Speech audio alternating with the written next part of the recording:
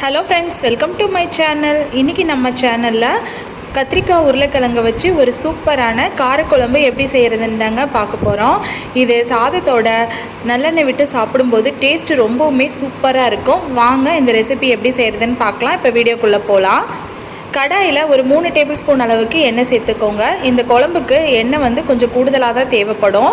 எண்ணெய் நல்லா சூடானதும் 1/2 டீஸ்பூன் கடுகு சேர்த்துக்கோங்க. கடுகு நல்லா பொரிஞ்சு வந்ததும் இது கூட 10லிருந்து 15 போல் சின்ன வெங்காயம் சேர்த்துக்கோங்க. இந்த குழம்புக்கு சின்ன வெங்காயம் சேர்த்து செஞ்சிங்கன்னா டேஸ்ட்டு ரொம்பவுமே சூப்பராக இருக்கும்.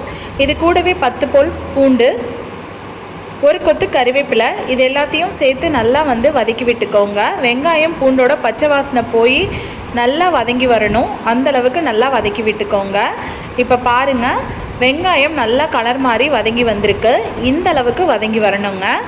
இந்த அளவுக்கு வந்ததும் ஒரு 3 மீடியம் சைஸ் தக்காளியை மிக்சியில் நல்லா அரைச்சிட்டு சேர்த்துக்கோங்க. இந்த மாதிரி சேர்த்தும் போது உங்களுக்கு கிரேவி நல்லா திக்னஸாக வரும். இப்போது இதனோட பச்சை வாசனை போகணும். அதனால் மூடி ஒரு 2 நிமிஷத்துக்கு நல்லா கொதிக்க விட்டு எடுத்துக்கலாம். அந்த தக்காளியோட பச்சை வாசனையெல்லாம் போய் தக்காளி நல்லா சுண்டி வரணுங்க.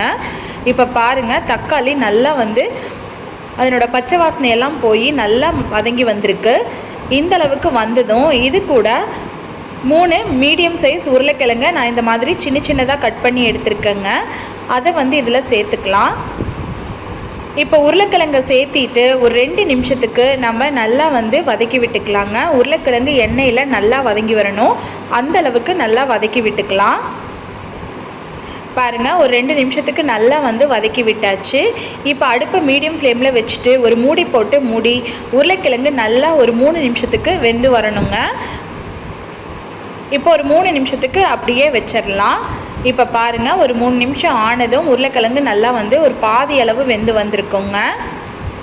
இப்போ இது கூட ஒரு 4லிருந்து 5 கத்திரிக்காய் இந்த மாதிரி நீல வாக்கில் கட் பண்ணி சேர்த்துக்கோங்க. கத்திரிக்காயை கட் பண்ணிவிட்டு உப்பு தண்ணியில் போட்டு வச்சிங்கன்னா உங்களுக்கு நிறம் மாறாமல் இருக்கும். இப்போ கத்திரிக்காயை சேர்த்து நல்லா ஒரு பெரட்டி விட்டுருங்க. இப்போது இந்த குழம்புக்கு தேவையான அளவு உப்பு சேர்த்துக்கலாங்க. நான் இன்றைக்கி கல்லுப்பு தான் சேர்த்துறேன். உப்பு சேர்த்திட்டு கூடவே ஒரு 1/4 டீஸ்பூன் அளவுக்கு மஞ்சள் தூள் சேர்த்துக்கோங்க. இது கூட இப்போ மசாலா ஆட் பண்ணிக்கலாம். 2 ஸ்பூன் அளவுக்கு மல்லித்தூள் சேர்த்துக்கோங்க. 1 ஸ்பூன் அளவுக்கு கரம் மசாலா சேர்த்துக்கோங்க. கூடவே தனி மிளகாய்த்தூள் 1 ஸ்பூன் அளவுக்கு சேர்த்திட்டு காஷ்மீரி மிளகாய்த்தூள் ஒரு 3/4 ஸ்பூன் அளவுக்கு சேர்த்துக்கோங்க. இது கலருக்காக தான், காரம் இருக்காது.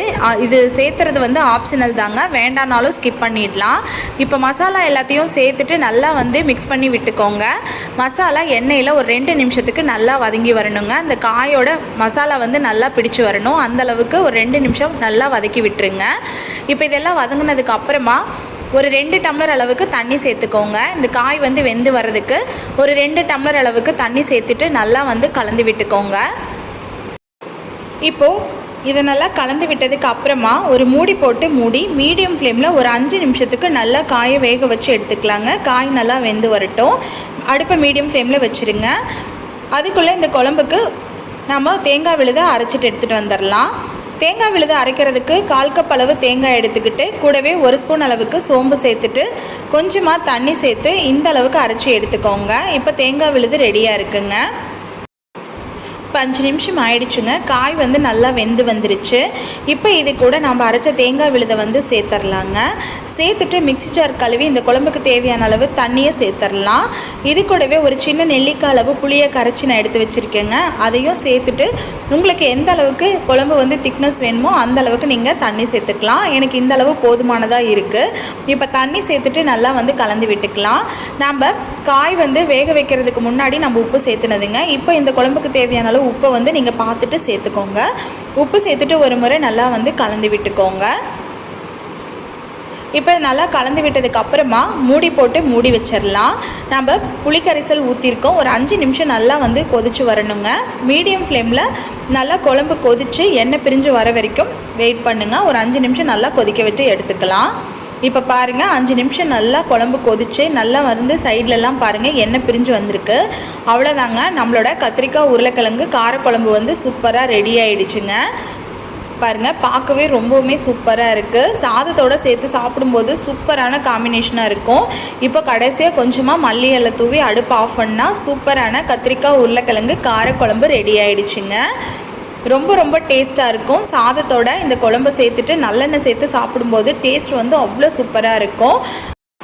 ஃப்ரெண்ட்ஸ், நீங்களும் இந்த காரக்குழம்பு ரெசிபியை ட்ரை பண்ணி பாருங்கள். ட்ரை பண்ணி பார்த்துட்டு உங்கள் கமெண்ட்ஸ்களை சொல்லுங்கள். உங்களுக்கு இந்த வீடியோ பிடிச்சிருந்துச்சுன்னா மறக்காமல் நம்ம சேனலை சப்ஸ்கிரைப் பண்ணிக்கோங்க, லைக் பண்ணுங்கள், ஷேர் பண்ணுங்கள். உங்கள் ஃப்ரெண்ட்ஸுக்கு இந்த வீடியோவை ஷேர் பண்ணிக்கோங்க. உங்களோட கருத்துக்களை மறக்காமல் கமெண்ட் பாக்ஸில் சொல்லுங்கள். தேங்க்யூ.